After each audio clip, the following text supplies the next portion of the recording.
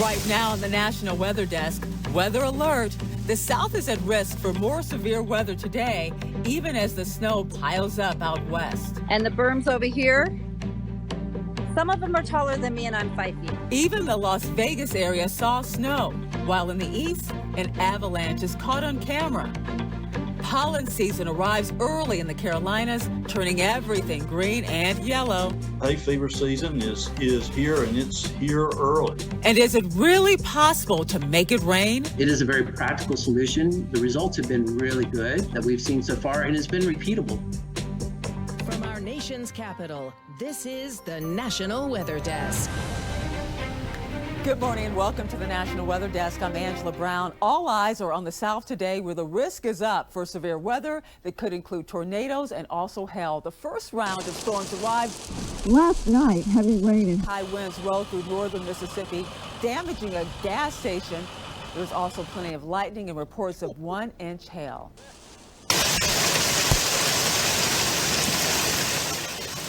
Now that's the sound of nickel-sized hail falling in Duncanville, Texas. Now that's just south of Dallas. There are also reports of $quarter and $half-sized hail falling in North Texas, but those storms may be just the beginning. Meteorologist Jordan Evans joins us now. So Jordan, what can people expect to see?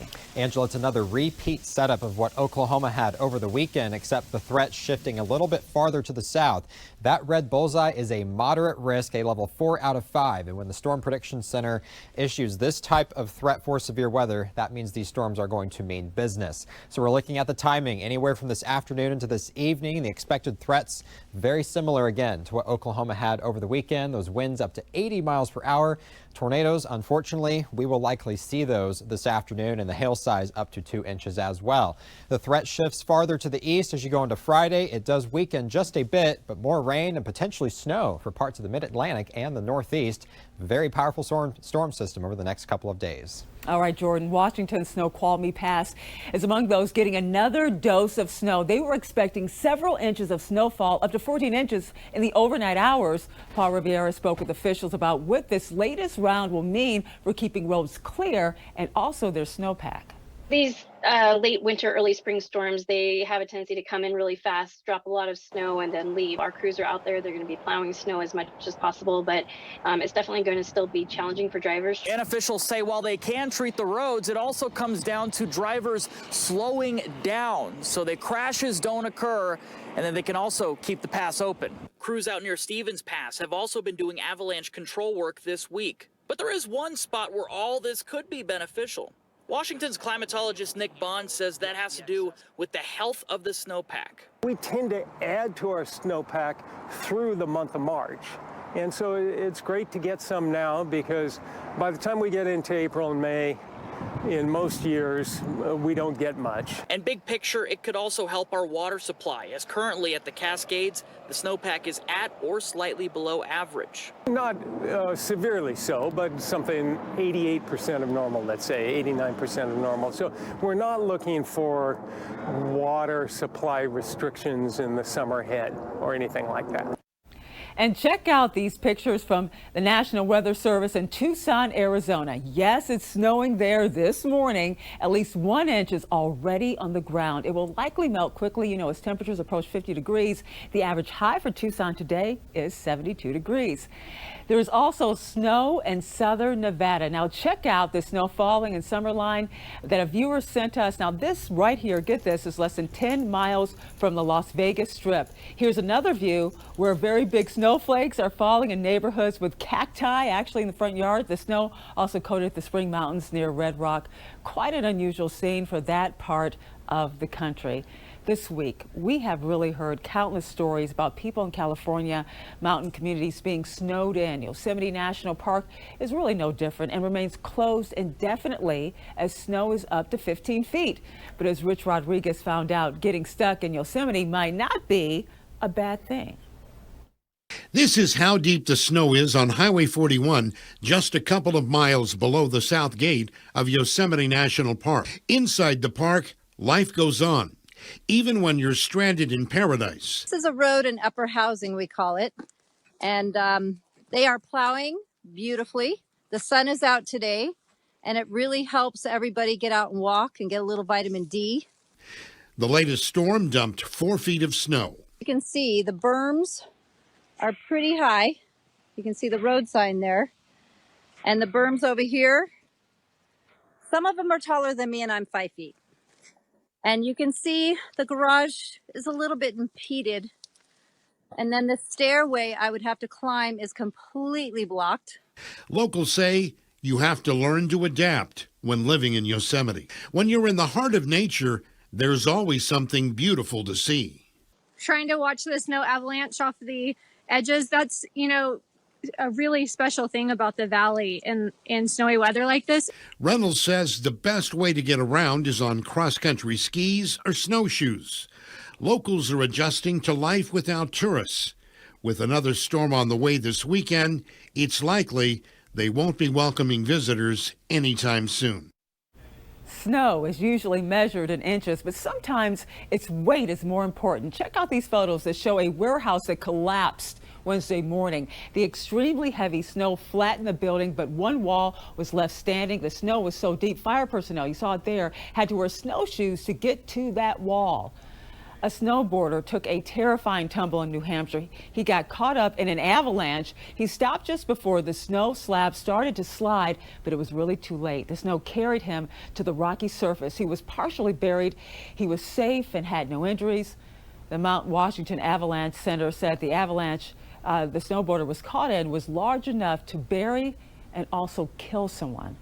If you have any plans to check out the cherry blossoms in Washington, D.C., we have some important information for you. The official forecast for the blossoms is out. Meteorologist Veronica Johnson explains they are expected to peak earlier this season because of the warmer winter. A symbol of spring here in D.C., the beautiful cherry blossom trees down by the tidal basin. And hey, we just found out from the National Park Service that peak bloom is anticipated between March 22nd and March 25th. So many events going on wrapped around peak bloom. What have you had to replace in terms of trees over the years with water inundation? We lose about 90 trees a year simply because they've got a 40 to 50 year lifespan and 3,700 trees. You're going to have to do that. But we have had to remove some prematurely, especially on the south side of the tidal basin where it floods every day during high tide. That sort of brackish water inundates the roots and the trees just can't take it. We had to remove a little more than a dozen of them a few years ago. We'll replace them after the seawalls are repaired, but there's a big stretch of tidal basin over there that doesn't have trees right now. Well, weather is technically starting to shuffle away in the rear view mirror, though it may not feel that way to some in many parts of the country, still digging out after heavy snowfalls. But how do some of the winter numbers actually look? Ryan Mirando takes a look back at a record season in the east and also the southeast. Well, winter is statistically over, so let's talk about how some of the stats impacted our winter season. And it was quite warm here in the east and southeast. Each dot here shows the top 10 warmest winter seasons we just had, all the way up in Philadelphia, down through the Tennessee Valley, and even down into the Key West. Quite a warm winter season for many of us. Here in Macon, our average temperature was 54 degrees when you combine the afternoon high and the morning low. That's running 5 degrees above the average. We had the 6th warmest winter on record. Temperatures were feeling more like San Antonio, Texas, rather than Georgia. And we had the record amount of 80-degree days in February. We had 8 when the record was 7 set back in 2018. In terms of rainfall, it was actually quite an average season for us. We got around 13 inches of rain. That's coming off one of the wettest Januaries on record. We had a dry December and February, giving us an average rainfall season. And a crew for SpaceX and NASA spending this morning in outer space. The company and the space agency launched their latest mission with the Crew 6 team to the International Space Station this morning. The rocket blasted off from the Kennedy Space Center in Florida. Today's launch is part of NASA's Commercial Crew program, which sends astronauts to the ISS on a private spacecraft. And coming up on the National Weather Desk, we'll talk with an expert about weather modifications and ways in which we can manipulate the weather. And we'll find out why prescribed burns are becoming controversial in Texas. Weather Window, presented by the National Weather Desk. In the Reno, Nevada area, snow upon snow. The stormy conditions for Monday and Tuesday tapered off Wednesday morning, but left behind heavy blankets, which hit cars, hemmed in windows, and at the ski resort, even the door, before making way for the sunshine expected Thursday. To warmer shores and a different coating in Myrtle Beach, and a Wednesday afternoon Atlantic tint from yellow pine pollen. For more content like this, follow the National Weather Desk on Twitter. And you may have heard some of these famous sayings about the month of March. William Shakespeare famously warned about the Ides of March, and Julius Caesar, Ralph Waldo Emerson compared our lives to March weather, calling it savage and serene in 1 hour. Columbia meteorologist Josh Knight explains more about the origins of another well-known saying that's part of weather folklore. March is here, and it's the beginning of the spring months, and I'm sure you've heard the old saying, March comes in like a lion and goes out like a lamb. So where does that come from? It may actually have originated more from astronomy and constellations than the weather. Leo, the lion constellation, starts to rise in the early part of March, and Aries, the ram or the lamb, sets in the later part of the month. It's often used to describe the weather during March as well, but is there any truth to it? Well, on average, the temperatures do warm throughout the month across the United States, but the saying doesn't apply evenly across the country, and certainly not every single year. This week, we can easily find some stormy weather and wintry weather to kick off the month, but as we work our way later into the month, that wintry weather could move back in as well. In some parts of the Mountain West, March and April are the snowiest months of the year. March is known for its wild swings in temperature and storm systems, and the back-and-forth battle between the lion and the lamb can be expected pretty much every year as we look forward to spring and warmer weather. And for allergy sufferers, the warmer weather isn't always good news because it's a sign pollen is coming. And in South Carolina, it's already there. See that green in the ocean? It's not a slick, it's actually pollen. Here's a better shot from another viewer where pollen turns the water a light green. Look at that, or yellow. There's so much pollen in the water, it's practically camouflaging that alligator you see right there. And as Star Connor reports from North Carolina, the early allergy season is creating irritation not normally seen this time of the year. We're seeing patients who are having sneezing, runny noses, itchy eyes, sore throat sometimes from the drainage, and just feel bad from it because the hay fever season is here, and it's here early. Dr. Blair says it's hard to believe we're having this conversation so early in the year. He says a lot of people are experiencing both allergies and sinus issues. Sometimes when you get severe congestion, you will develop a headache. I hear a lot of people talk about puffiness around their eyes, and particularly nose itching, and some people have ear itching. And sometimes when you get a lot of congestion, you'll have fullness of the ears, particularly if people feel like I'm talking out of a barrel or echo. I spoke to some people out enjoying their day who say they are already experiencing the effects of warmer temperatures. Basically, like, I could tell that the pollen is in the air because my eyes start getting kind of irritated. And it's like a certain feeling that I know, I say it's got to be something in the air because I know the way the trees is turning and all that stuff. It's pretty crazy. Like up there where I'm from, it rains a lot, so even if the little pollen that is around lands on a car, it gets washed off pretty fast. Down here, this has been here for 2-3 days already. Well, it would be nice if there was a way to control pollen levels in the air, but did you know that controlling other parts of the weather really is a real thing? Cloud seeding is a form of weather modification that has been tested for over 100 years. The U.S. Department of Agriculture is testing out a new kind of seeding to help with drought conditions. Emily Gracie spoke to one of the lead scientists on this project. I work with a team of pilots and meteorologists and physicists for this cloud seeding research that I do for USDA. And what we do is our meteorologist monitors the meteorological conditions several days in advance and usually knows when the seeding opportunities are going to be best. And so he'll give our pilot a notice, a day or two in advance and say, hey, let's be ready to seed on this particular day. What the pilot then will do is he'll load up our aircraft with water. We have an electrostatic system, spray application system on this aircraft. And when the meteorologist says, hey, it's time to fly, he'll take off in the aircraft, go up beneath the cloud base, Once he senses inflow or updraft into the clouds, he'll turn the spray system on, releasing the charged water droplets up into the clouds. They get transported by this inflow up into the clouds and distributed. We charge the droplets the opposite charge, native charge of the droplets in the cloud, so they're actually attracted to each other. So we get collision of our charged droplet with the water molecules in the cloud. They get collision and coalescence, and then that droplet then becomes large enough to precipitate out as rainfall. So versus the traditional method, is this more cost effective? It's cheaper because we're just using water, but there's a capital expenditure. As you can see behind me, we have an agricultural aircraft. These typically run $1 million, $1.5 million. So that's the expensive part of it. So there are aerial applicators across the nation and across the world that already have these aircraft.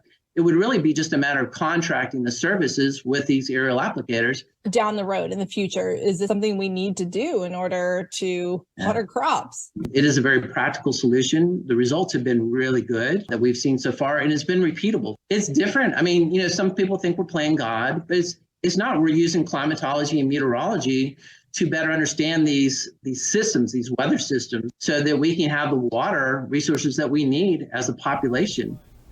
And now here's a flight many of us wish we could take. We have showed you many sightings of the northern lights, but this view right here is truly unique. You're looking at the view from an EasyJet flight flying over the northern lights in Europe. The pilot flew in a circle to give passengers a really good view.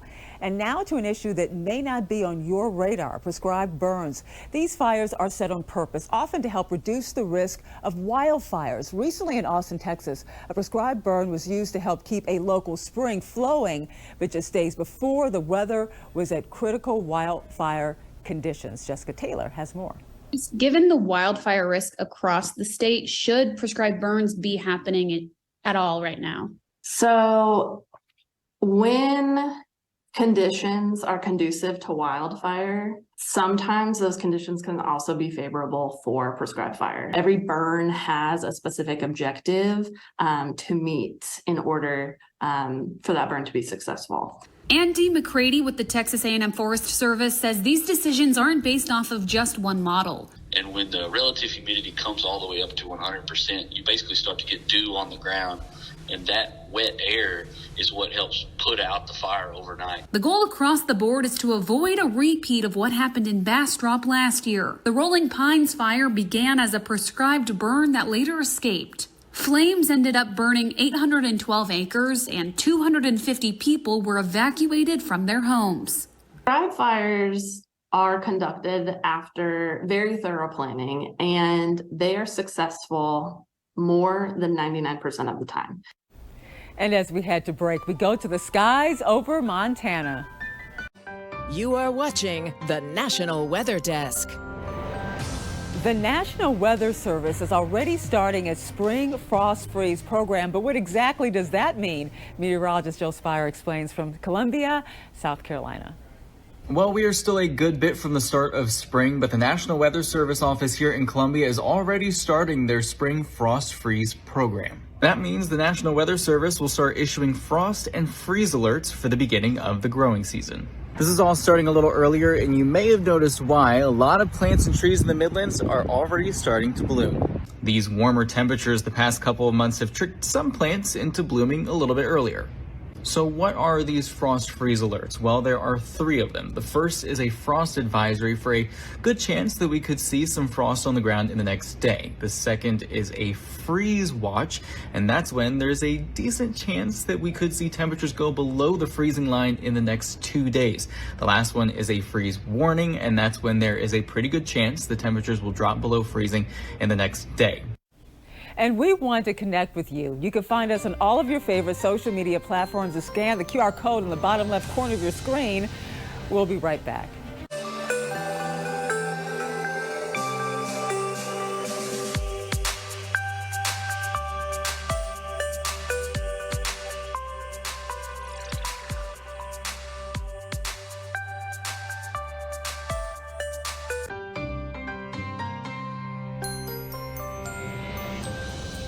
And thank you so much for joining us. Tomorrow on the National Weather Desk, we'll take a look at how that severe system impacted the South. I'm Angela Brown. Make it a great Thursday, and we'll see you right back here tomorrow.